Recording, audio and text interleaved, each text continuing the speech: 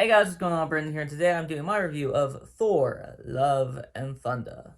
So, Thor, Love and Thunder is a film directed by Taika Waititi. It is the fourth film in the Thor franchise, in the MCU Thor franchise. And to give, I don't think I've done a review on any of the other Thor films, so I'm going to give a brief overview of my opinions on the Thor films.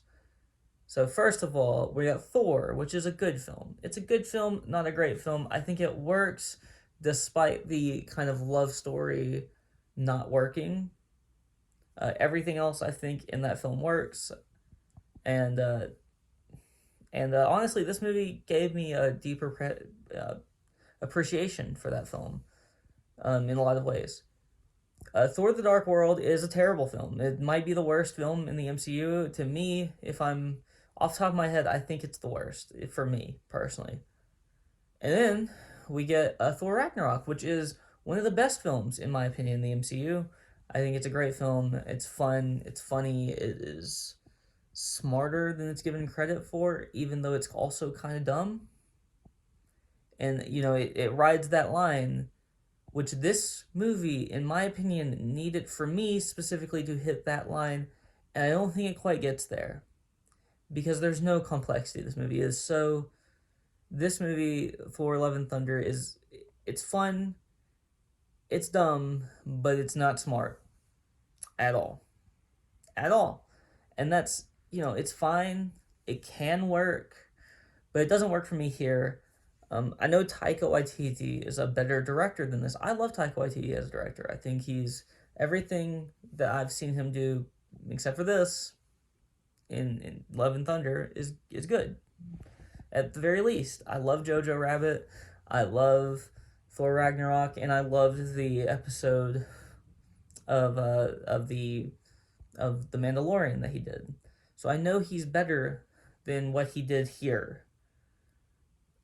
And he doesn't do a good job, in my opinion, of splicing the tone of Goro, the god killer, who's played by Christian Bale, with the tone of the rest of the film, because he's like this dark and brooding character, and everyone else is like, cracking jokes constantly, and like I think partly the reason I don't think the villain works here at all. In fact, I don't think Christian Bale was that good in this film. By the way, I mean he's a good actor, but I feel like sometimes he just doesn't care, and it just seemed like he was bored throughout a lot of this film, which is disappointing.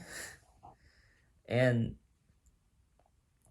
the tone of the rest of this movie, like as he's like this dark and brooding character, and everyone else is like cracking jokes and like being over the top, crazy, funny, and everything. Like the tone of this movie just completely changes from like the second that he comes on screen completely. And I don't think that you can have the tone just radically shift like 4 or 5 times throughout the film and it really work, unless like you do an incredible job of just making those tones work together. I do want to talk about Russell Crowe's character, Zeus.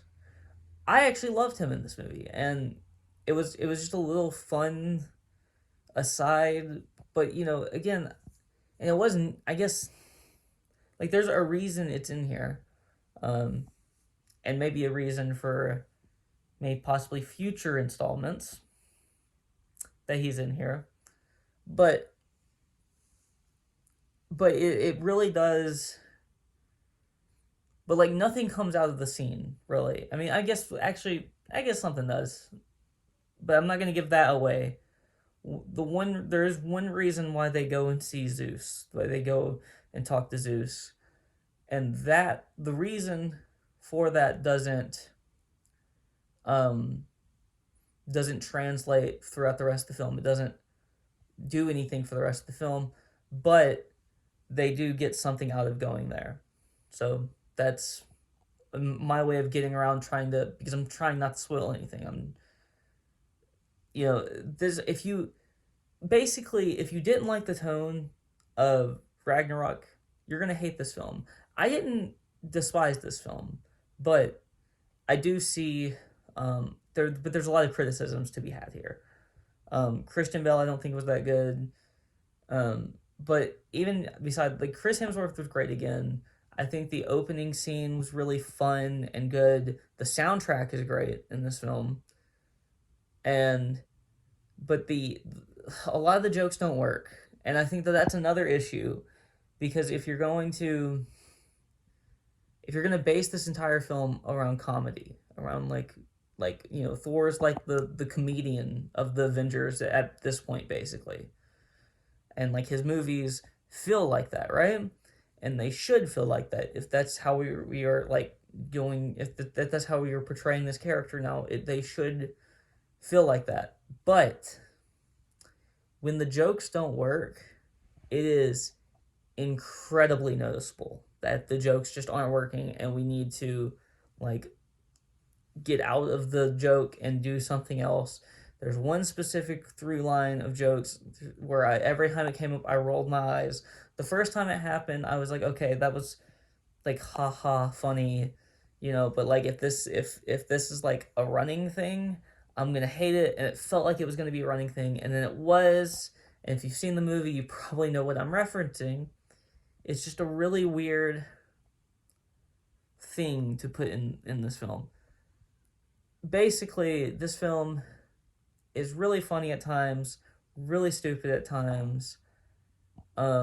I feel like, okay, so the thing that I was mentioning that made me kind of appreciate the original Thor movie a little bit more is that I never bought the relationship between Thor and Jane, and Jane Foster, and Chris Hemsworth characters Thor and Natalie Portman's character of Jane Foster. This film makes me understand that relationship a little bit more, and it makes me kind of buy that relationship a tiny bit more, even though I still don't buy it in the context of the first two Thor films. I kind of buy it in this one a little bit more. And so I think her coming back kind of revitalized that character a little bit for me. But, it's still not. This movie still just doesn't work for the most part. And for that, I'm going to give it like a 6 out of 10, maybe a 6.5. It's kind of just it's a film that is fun at times, but then really annoying at times, and then really just off putting, and then it's funny, and then it's like all these things. It's conflicting. It's very much an in the middle kind of film. Like, you're either going to like a slightly like this film most likely, or dislike it just slightly. I would go on the slight. I slightly like it. I think I think it's fun, but it's also dumb. And so that's really all I have to say. If you like this video, please like, comment, and subscribe. You can follow me on Twitter on the link in the description below. We'll talk to all of you next time. Peace.